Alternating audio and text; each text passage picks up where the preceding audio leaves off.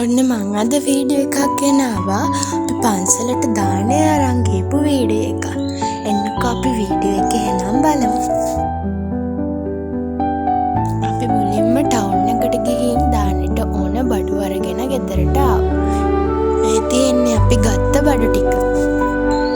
Video එකේ වැඩපුර තියෙන්නේ හැබැයි අපිට ගෙදරට ඕන බඩු ගත්ත ඒවා.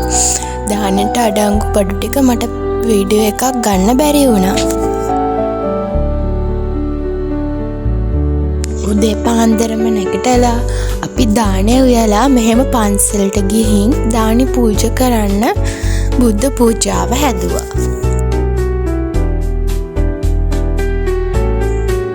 බුද්ධ පූජා පිළිවෙලට වගේම පිළිසිදු හදන්න ඕන නිසා වාජන හොදලා එහෙම ගන්න ඕන පන්සලට ගියාම.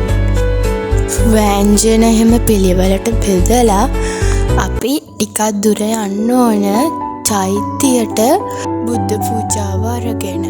ඒක නිසා මුලින්ම ඒ වැඩේ කරන්න අපි ගියා. බෝධියටයි බුදුගේටයි පූජාව හදන්න ඕන නිසා ආච්චි අපි යනකම් ඒ ටික යදාගත්තා. අපි චෛත්‍යයට ගිහිල්ලා බලමු චෛත්‍යයේ ලස්සන.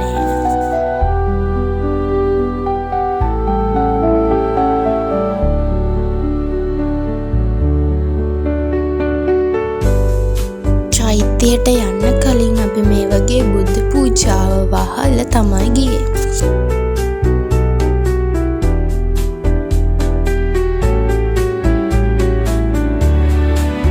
අපි දැන් දානශාලාවෙන් චෛත්‍යයට යන පාරට ඇවිල්ලා දානියත් අරගෙන අපි මලුයි තෙලුයි හඳුන් කූරුයිත් අරගෙන යන පාර. ඉතින් බලන්නකො මේ පන්සල් වත්තේ ලස්සන මේ තියෙන්නේ බෝධීන් වහන්සේ. ඒ වගේම මේ පන්සල් වත්ත.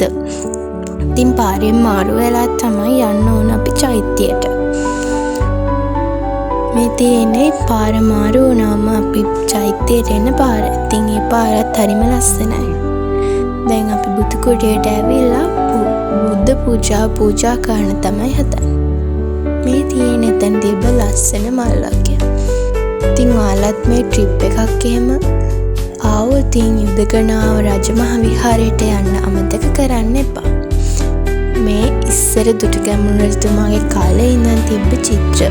තාම කතරගම දෙවියෝ ඒ වගේම ඝන දෙවියන්.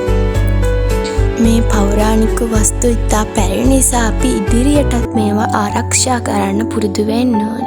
ඉතින් අපි මෙහෙම බුද්ධ පූජාව පූජා කරලා දැන් ගෙදර යන්න තමයි හදන්නේ.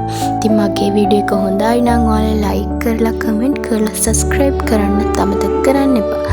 ආයි මම වීඩියෝ එකක් අරන් එනකන් ඔයාලා හැමෝම හොඳින් ඉන්න.